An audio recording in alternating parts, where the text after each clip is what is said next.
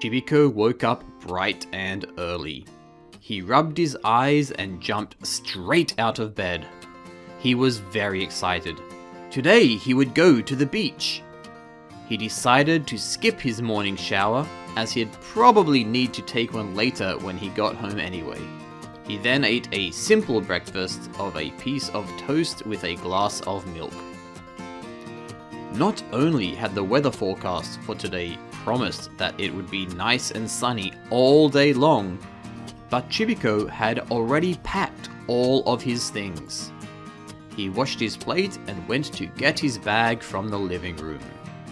He put on some sunscreen, double-checked that he had packed everything, and then went to the bus stop. There was only one small flaw with Chibiko's plan. He had forgotten to check the bus schedule. He waited, and waited, and waited, and waited until finally the bus arrived. He paid his fare and rode to Bear Bells Beach.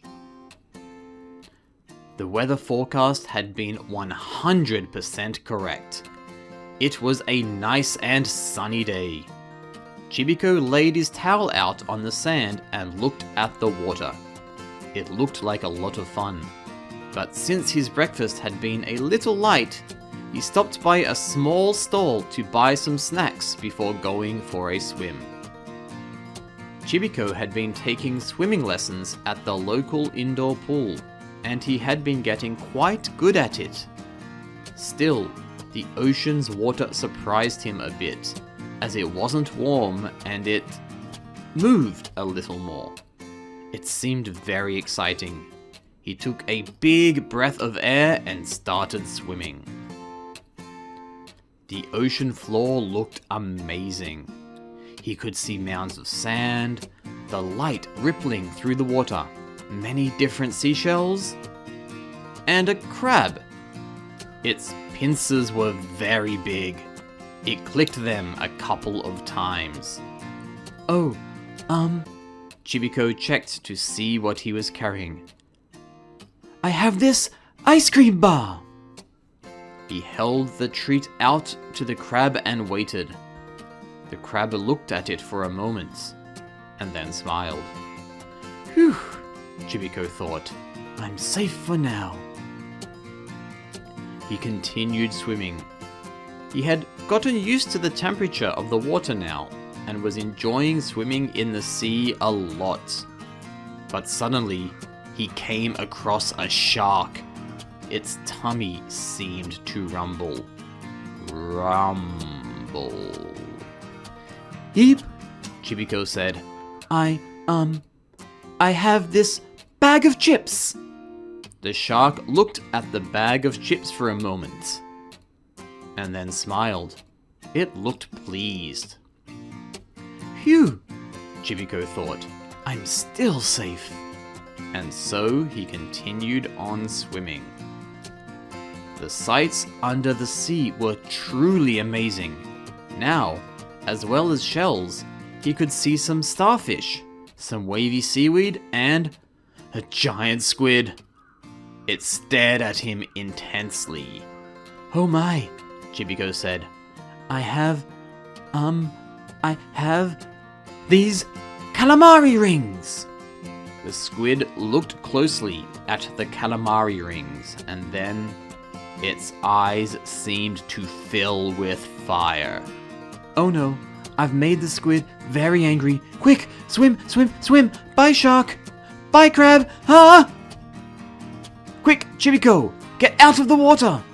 Run to the bus stop! Wait for the bus, ride the bus, dun-dun-dun-dun-dun-dun, get off the bus, race home, lock the door! It seemed like Chibiko had gotten home safely. That was enough excitement for one day, he decided as he went to wash himself. It was only when he was already in the shower and washing his head that he remembered that he had left his bag and towel behind at the beach.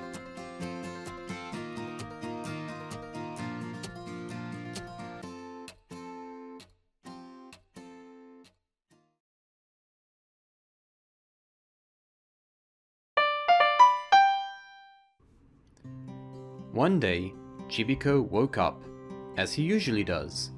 He took a shower, as he usually does. He then went to the kitchen to make breakfast, also as he usually does. Only this time, there was almost no food. Fortunately, he was able to cook an egg and put it on top of some leftover adobo from the night before. As he ate his breakfast, he thought about what day it was. It wasn't laundry day. It wasn't board games day. Oh, it was shopping day! No wonder his food supply was running low. He had forgotten to do his weekly shopping the previous week because he had gone to the beach instead. Chibiko finished up his breakfast, washed his dishes, wrote a shopping list, brushed his teeth, and went outside to ride the bus to the supermarket. The supermarket was very big and had a lot of different foods to choose from. Chibiko looked at his list. The first thing he needed was soy sauce. Chibiko found 2 bottles of soy sauce, one light and one dark. He wasn't sure which one he needed, so he decided that he should buy them both. Next was milk. Chibiko found cartons of skim milk and full cream milk. Again, he was unsure, and so he decided that it would be safest if he got both. He also couldn't decide what type of cereal he wanted. If he wanted chicken breast or thigh, whether milk or dark chocolate would be best, if he wanted normal or cherry tomatoes, long or short grain rice, white or brown bread, orange or purple carrots, or if he wanted to make juice from oranges or apples. Chibiko went to the tills to pay for his shopping. Because he had gotten 2 of everything on his list, it was very expensive. Also, because he had gotten 2 of everything, Chibiko's shopping was very heavy. He finished paying for all of his groceries and then dragged his bags out to wait for the bus. It was already getting a bit dark by the time that he got home. Chibiko was starting to regret buying double groceries, but, thankfully, his friend Danny was wandering around near his house. "Need a hand?" Danny asked. "Yes, please," Chibiko said. His arms were getting very tired. Danny took one of Chibiko's grocery bags and they went inside together. Danny helped put everything away, but even with 2 of them working together, they couldn't fit everything into the fridge and pantry. "Oh dear," Chibiko said. "Yes, this might be a problem," Danny added. "Some of these things might go bad, or you might step on them." "What should we do?" Chibiko asked. "Cook them, of course," Danny said. He picked up a frying pan. "Leave it to me, I love cooking." Danny insisted that he could do everything by himself, and so Chibiko went and watched Ninja Hotdog Squad for an hour until he heard Danny's voice. "It's ready!" Chibiko couldn't believe his eyes. Before him was what looked like a kind of soup with bits of chicken, chocolate, apples, and ice cream. "Dig in!" Danny said. Chibiko did his best to eat all of his dinner. Later that night, when he lay in bed with a very sore tummy, he decided that he should prepare his shopping list a bit more carefully next time.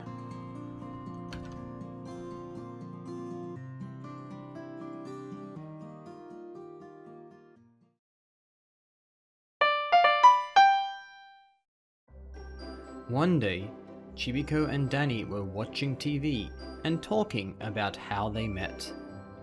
At the time, Chibiko spent most of his days at home by himself.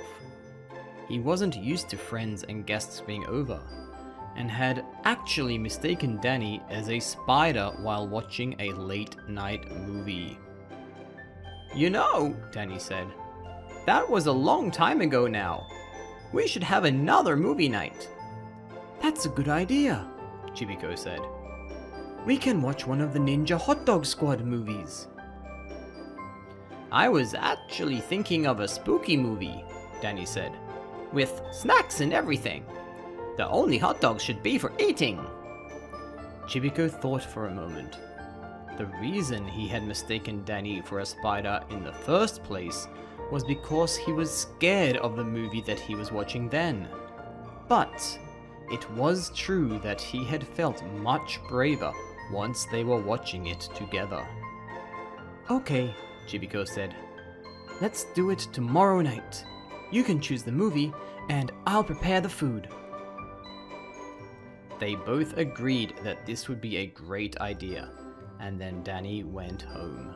They both wanted to get plenty of sleep today so that they could stay up late tomorrow night.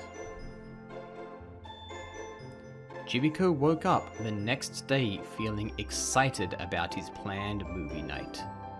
He wondered what movie Danny would pick. He took a quick shower and then headed straight to the kitchen to start preparing food so that everything would be ready when his friend arrived. He poured some candy into a bowl and put some soda in the fridge. He had some popcorn too, but that should be saved until the last possible minute to make sure that it was hot and fresh. He then got out a big pot to prepare some hot dogs. It took a long time to boil the big pot of water, and it was already getting dark by the time that Chibiko put the hot dog wieners in.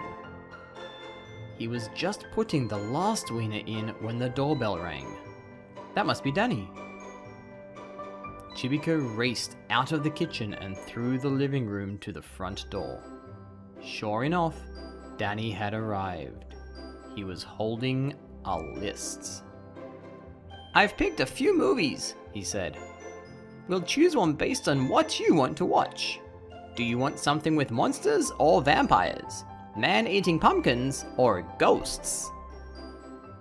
Chibiko thought about his choices as he let his friend in and they sat together on the sofa. "I think maybe a ghost movie would be good," Chibiko eventually said. "Good choice," Danny said. "I know a really good one." He then picked up the remote and switched the movie on. "Maybe I'm getting braver," Chibiko said, "but this doesn't seem so scary." Danny didn't respond. "Danny?" Chibiko! There's a ghost!" Danny stuttered and pointed off across and over Chibiko's head. Above them, floating above the sofa, was the ghost of a hot dog. "Ah!" They both screamed and ran into the kitchen. The pot of hot dogs had boiled dry, and another hot dog ghost was rising up out of it. "Ah!" Chibiko and Danny ran out of the kitchen and up to Chibiko's bedroom. Do you think we'll be safe here?" Danny asked.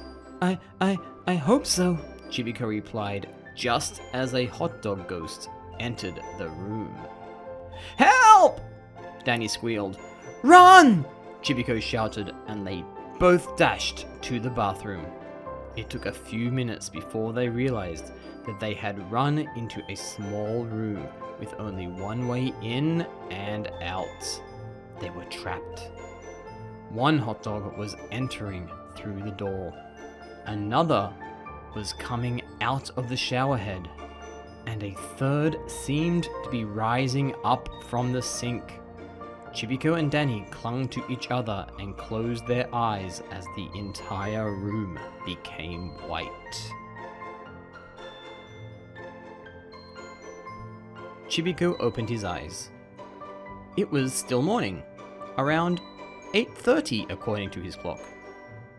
Danny wouldn't be visiting for hours, and there were no ghost hot dogs anywhere to be seen. He still had plenty of time, he thought, as he took his morning shower. But mostly he thought about how he should be more careful to keep an eye on his pot of hot dogs whenever he cooked them in the future.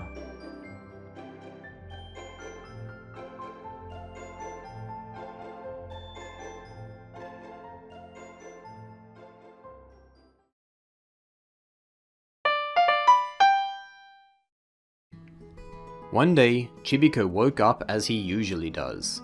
He took a shower, ate some breakfast, and then went outside to see if his friend, Danny, was busy. "Are you there?" Chibiko called out to Danny's treehouse. "Just a minute," Danny replied. "Let me get my new hat." Chibiko stood outside and thought while he waited.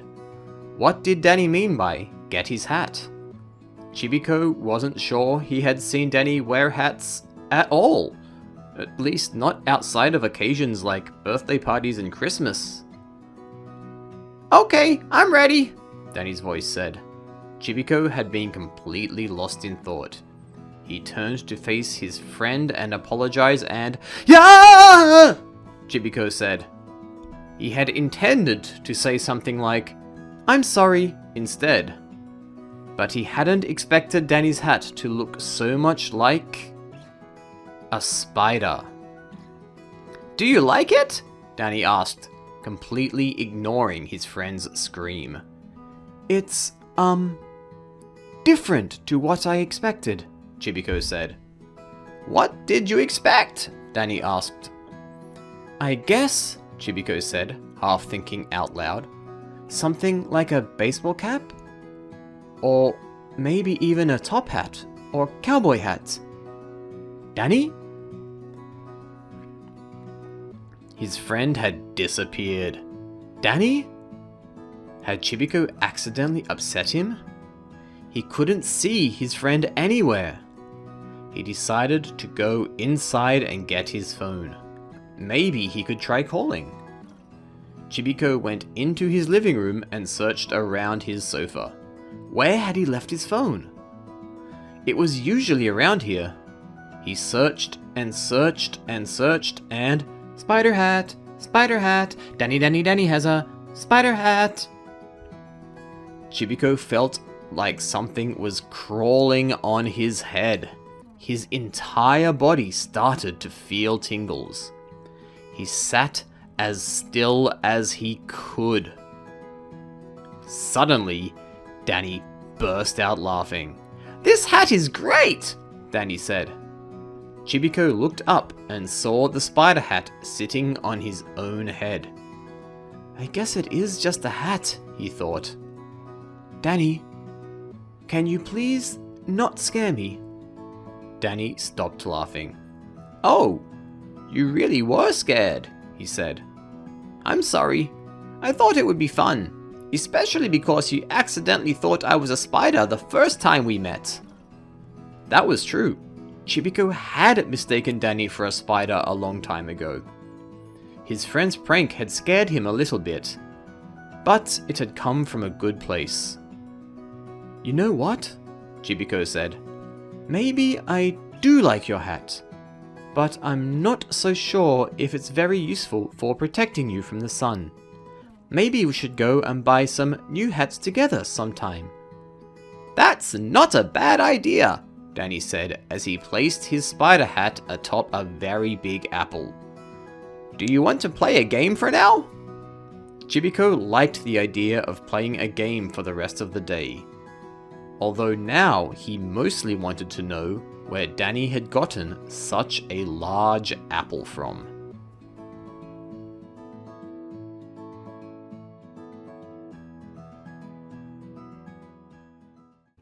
"Spider hat! Spider hat! Danny has a spider hat!"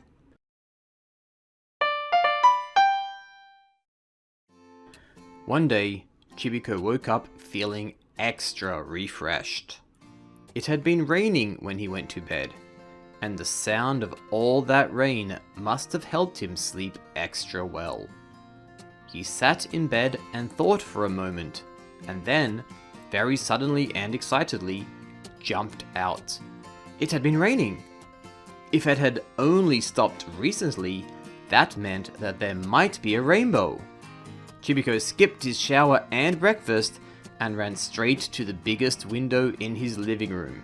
He pressed his face against it. There it was, an arch of different colors in the sky, hiding just behind a house across the street. Chibiko looked at each of the colors. The order was different from the song that he had learned when he was younger, but the rainbow was still beautiful. He couldn't help but wonder why he couldn't see any pink though, and so, since the rainbow didn't appear to be so far away, he decided to go outside and see if he could go to it and check the colors up close. Chibiko closed his front door behind him and walked towards the rainbow. He went past the house where he thought the rainbow had been, but it seemed that it was farther away than he had realized at first. Now it was behind a lot of trees. Chibiko walked to where all of the trees were, but somehow he wasn't getting any closer. He kept following the rainbow until he had walked all the way to Button Park. Surely the end of the rainbow must be here, he thought to himself. I can see it right there, by the monkey bars. But when Chibiko arrived at the monkey bars, the rainbow wasn't there. Was it running away from him? Chibiko wondered if rainbows could walk too. Chibiko was getting tired, but he had come so far that he couldn't let himself turn back now. He kept on walking until he found himself on the main street of town. The rainbow was now hiding behind the donut shop.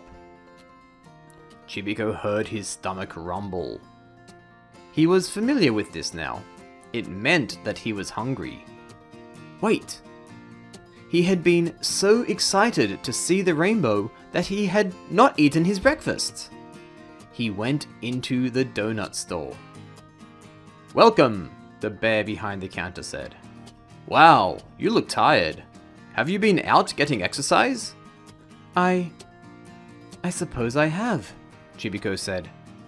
I've been trying to visit the rainbow all morning, but it keeps on moving away from me. The bear gave a friendly laugh. Haha, you need to use your imagination, it said. Or maybe use it differently. Try closing your eyes. Chibiko closed his eyes, like the bear suggested. Can you see it? The bear asked. Chibiko nodded. Good. Now, imagine what the world would look like from the rainbow. Imagine how high up you are. Imagine how you might get down.